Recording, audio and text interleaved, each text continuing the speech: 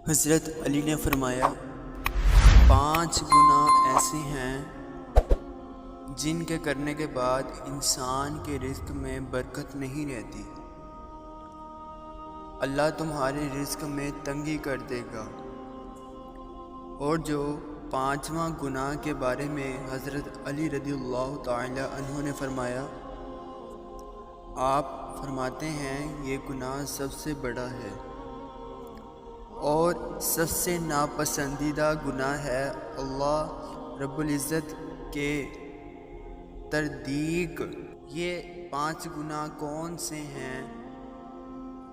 Video کو دیکھ لے، شاید آپ بھی ان گناہوں میں مبتلا ہوں۔ ان 5 گناہ کو جاننے سے پہلے میری آپ سے چھوٹی سی گزارش ہے، آپ نے اس ویڈیو کو کم از کم ایک بندے کے ساتھ شیئر ضرور کرنا ہے، کیونکہ اسلامک ویڈیو کو شیئر کرنا صدقہ جاریہ ہے۔